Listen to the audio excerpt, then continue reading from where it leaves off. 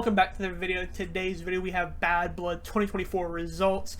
Very interesting show. Definitely had a weird dynamic this show where it kind of felt starting heavy and ending heavy, and the middle was kind of weak in my opinion. But how'd you feel about the show? Yeah, I guess if I had to just kind of boil it down to one complaint for me, I would say the ending of pretty much every match was like a screwy finish. And the Punk match, that's kind of the most clean one, but I guess you could kind of say, Drew had him beat but didn't pin him, and you know what I mean? So it's kind of, if you want to call that screwy, but still the best match of the night. Then you have Nia and Bailey, kind of a screwy finish with the attempt cash in, which we'll obviously get into. Rhea and Liv, same with Raquel. Cody and Roman, same with Jimmy and the Tongans. So kind of a lot of screwy finishes, but obviously we'll get into all that. And let's start off. We start off the show with CM Punk taking on Drew McIntyre, which I think in everybody's eyes this was supposed to be the main event, but they started the show off, and honestly, probably a great decision because the crowd was super hot for this. They love CM Punk, chanted for him. They booed McIntyre. And CM Punk does get the win, and kind of capping off this feud between him and Drew McIntyre. Yeah, the longest match of the night, and it's one of those matches where, usually when you get into the 30-minute mark or beyond, it kind of feels like a 30-minute match. Yeah. But this one felt like it wasn't 30 minutes. Yeah, like the pacing was really good. There was times where it was slow, but a lot of times it was fast-paced, hard-hitting. Weapons involved, tons of weapons involved, such as wrenches and tables, toolboxes, stairs, literally everything. It was an amazing match. Definitely Punk's best match since he came back, and one of Drew's best matches too. Definitely have to give him credit too, because bulk of the match was him kind of beating down Punk, and then Punk kind of gave out that last spurt of energy to get that pin over him. Yeah, I mean, if I don't want to compare people because, obviously there's always going to be a debate there, but I feel like Drew McIntyre's having a Swerve Strickland type of run right now where he's building himself up to be in that world champion picture. And I think this time next year, or next year for sure, he will have a world champion around his waist, or a belt at least. But yeah, this is a great match. Really loved it. Him and Punk got really bloody with each other, and just it delivered on pretty much every basis that I was expecting. Yeah, and Punk finishes him off with a GTS with a chain wrapped around his knee. Took a little long to get the chain around his knee, I'll say, but it still, looked great, and yeah, amazing match, best match of the night, and carried the pay-per-view, I'd say. Yeah. Next up, we had Nia Jax taking on Bailey for the women's champion, and Nia Jax does get the win here. How'd you feel about this match? Yeah, I mean, this is kind of going to be the story of the rest of the matches on this card, where there's nothing wrong with the match. The match was good itself, but it just didn't kind of pull you into it, if that makes sense. Like, it didn't, draw your attention fully on it. Obviously, the ending is what everyone's going to want to talk about, and that's the cash-in, or the attempted cash-in, I should say, or maybe an attempted cash-in. It really wasn't. But she came in, she helps Nia Jax get the win. And yeah, Nia Jax kind of sees her holding the briefcase with the referee, and it looked like from her perspective that she was cashing in, but she really wasn't. She was kind of just getting her briefcase back from the ref. So I'm interested to see how that'll play out Friday. Yeah, it felt like after they seen what happened in the Punk and McIntyre match, it looked crazy because it felt like they wanted to just go all out in their match, so they kind of went for unique movesets and stuff like that. And some of them I think hit very well. I think this is a solid match at the very least. But there's a few points where it kind of felt a little bit sloppy and a little bit not smooth, I guess, basically. But yeah, I do like the angle they're doing with Tiffany, kind of teasing it. It does feel kind of reminiscent of the Damian stuff and the Austin Theory stuff, so hopefully we can kind of get his cash in somewhat soon, because I'm about ready for Tiffany to either hold the gold or get the briefcase kind of gone already. Yeah, it does feel like she will cash in soon after the facial expressions that we've seen tonight and stuff. Yeah. Next up, we had Damian Priest and Finn Balor go one-on-one, and Damian Priest comes out on top. Again, like you said, we did see some interference from the Judgment Day, but Damian comes out on top, like I said. How'd you feel? Yeah, I mean, I was really hoping for a Finn Balor win here. Just in general, Judgment Day kind of just been really weak. They have the titles, but have only defended it once since getting them, and then really haven't seen them even involve the titles at all since defending it the one time. Yeah. And I honestly don't even remember who it was. I just know that they defended it because I just remember seeing it on Twitter. Like, I really don't even remember who it was, to be completely honest. But yeah, I was really hoping for him to get a good win here to kind of help build Finn Balor back up. I feel like Damian Priest didn't necessarily need the win, although obviously a win helps the both of them. But yeah, I just feel like in this case, Finn Balor maybe deserved it a little bit more. Yeah, especially with the involvement, it kind of makes Judgment Day look a little weak. So yeah, I really don't know what's gonna happen next for Judgment Day and Finn Balor and Damian Priest. It seems like he wants to go for gold, but I think next we might have Punk and Gunther next. Or, if he goes up to Intercontinental Champion, but he's friends with Rhea, who's friends with Jay, and so there's a weird dynamic there. And I'm interested to see what Finn and Judgment Day do now, because obviously, like you said, some of the tag team belts, but they don't defend them very often. So, at least we have something to look forward to on these next few weeks of Raw. Next up, we're not talking about the match yet, but we had a little segment where Triple H said he had a historic announcement, and he announced a new belt for Crown Jewel where the world champions will go against each other in both the men's and the women's and fight for this weird, ugly looking big belt for no reason.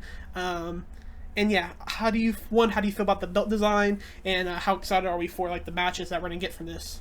Honestly, I don't think the belt design is too bad. It is just massive. Honestly, to me, it kind of looks like the AEW world title, just bigger and pointy, whatever you want to call it. It's kind of similar to that, just kind of oversized. Obviously, in this case, a little more than the AEW title. But yeah, it's kind of reminiscent of that. Has a Crown Jewel champion on it with the green crown on it. I think it's okay. Just I don't know why they made it so big. Yeah. But it is like a cool concept, champion versus champion on the women's and men's side. And it's not for the titles, but it's for the Crown Jewel title. So obviously it's a kind of like a speed title. No one's really gonna care at the end of the day. Just a bragging rights type of thing. Yeah, but obviously the Saudis and everyone, in their region will probably love the title because it's basically a title for their country specifically, so that is pretty cool for them. Yeah, I mean, obviously the match we're going to get from this, as of right now, would be Gunther take on Cody Rhodes, a match that we've been wanting to see for a while now, and then Liv and Nia, if things stand. Obviously this could change by the time Crown Jewel does happen, but yeah, I mean, the matches should be very interesting. I'm glad that we are getting these types of matches, because we haven't seen it too often. I am interested if this will be just for the World Champions, or if the mid-carders will also have, if Crown Jewel turns like a big bragging rights pay-per-view where it'll be brand versus brand.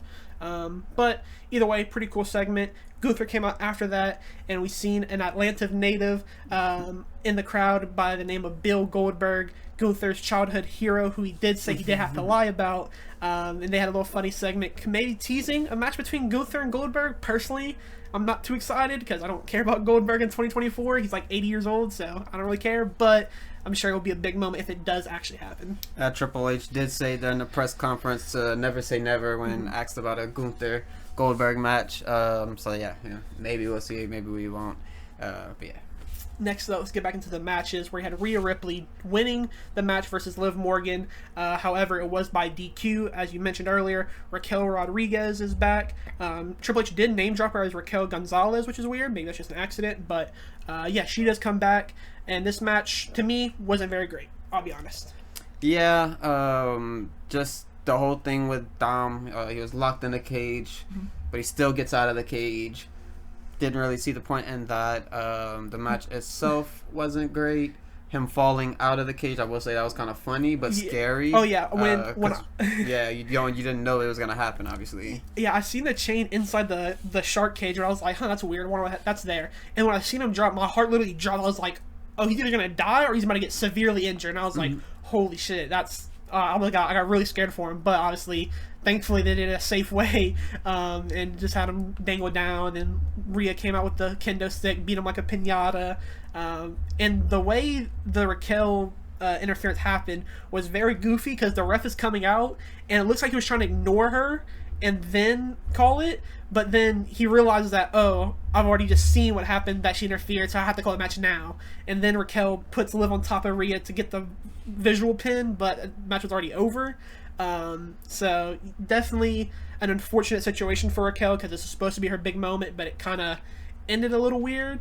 But I am, I guess, a little excited for her to see what's next. But I kind of hope this Rhea and Liv stuff is over. I don't think it will be over. Obviously, there's gonna be more, 100%. But it is what it is. We have a new person involved now, so maybe that'll kind of spice things up. Maybe Rhea will introduce someone, maybe like a Charlotte Flair. This could be a cool time for her to come back after earning her respect, as Charlotte Flair has said in plenty of interviews that she's done, where she loves Rhea Ripley. So that maybe could be a cool introduction to Charlotte. But obviously, I think most people would want to see her on SmackDown more than Raw. Yeah. I think it's now time to get for the main event, where we had Cody Rhodes and Roman Reigns defeat the Bloodline in the main event. Very good match, I think. I think it was a solid, your classic Roman Reigns, slow start, big finish. But at the end of the match, we did get something big. But first, what did you think about the match? Yeah, the match itself, it was okay. Nothing too special. Your classic Roman match where it starts off really slow and kind of builds up. In this case, it was kind of built up slower than normal, and it was kind of taking me out of it at times. But overall, I mean, really good moments such as the Jacob Fatu and Roman stare down, the Cody Rhodes hot tag, the Roman hot tag. The moment where Solo goes to spike Roman, but he kind of dodges it and hits the Superman. There's a lot of really good moments. Wasn't amazing, but it was a good match. This match was solid. Like I said, I enjoyed it. The crowd was super in behind Roman Reigns in this match. They really wanted to see him. And then during the match, we did see the Tongans get involved, but a mysterious man in a bandana around the face and a hoodie comes out and is behind the Tongans, and is none other than Jimmy Uso, who has returned. We've also been hitting at this for so long. We've been wanting him back. He's finally back. Had Bad Blood. Very cool to see him. But then after the match is over, Bloodline attacks Cody again, and Jimmy tells Roman, like, come on, you told me you had his back and stuff. So they go and save him again. But after they save him, the final boss comes back and just gives a very menacing look. Doesn't seem very happy with Roman's decision, and it seems like he has 3 new targets to go after. Yeah, The Rock comes out. He doesn't say anything, doesn't really do anything. He just goes out, has the stare down. He does the eyebrow, and then he walks out. And that was it. He then goes live on Instagram right after, and he kind of sort of cuts a promo, just kind of walking throughout the building as he's leaving, and but then I guess another thing that kind of happened, that kind of just developed as of the recording of this, is Kevin Owens has now spun on Cody Rhodes in a Lamborghini. He pulled up on Cody Rhodes outside of his tour bus in a Lamborghini, hops out, kicks his ass, and leaves. Yeah.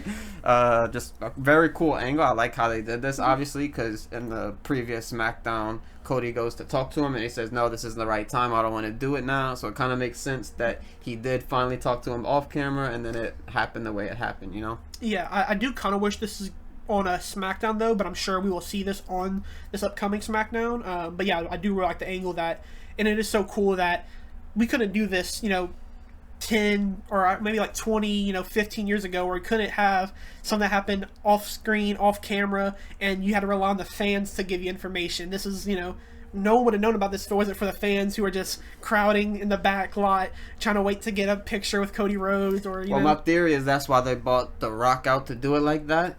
He went on live, so people seen he was on live. They seen he was coming out the back, so they go to the back, so the cameras are there. He leaves, and now that kind of sets up Cody and Kevin to do their thing, because everyone's already out there, already has their cameras. They see Cody, The Rock, Kevin Owens. They see a Lamborghini pull up, and you see obviously Cody Rhodes' massive tour bus. Yeah, part of me thought we're kind of going to your theory where Rock was going to say that I thought Rock was going to go to the Cody Rhodes tour bus and it was going to mention about the fire and stuff like that, but kind of didn't get that. But yeah, really great moment, obviously, with Roman Reigns being back, or The Rock being back. Always love The Rock. But yeah, very cool night. Like I did mention earlier, this was obviously main event and opening match heavy. Everything else kind of fell flat in my opinion. But still an all right show at the best. Yeah, Nia Jax Bailey. I really did enjoy that one. I'll say, and it did. Obviously, I was kind of worried for the match, obviously, because it comes right after the Hell in a Cell. But they did a really good job of kind of keeping your interest as much as they could, at least. But yeah, that's gonna be the pay-per-view. We appreciate y'all for watching, and catch you guys in the next one.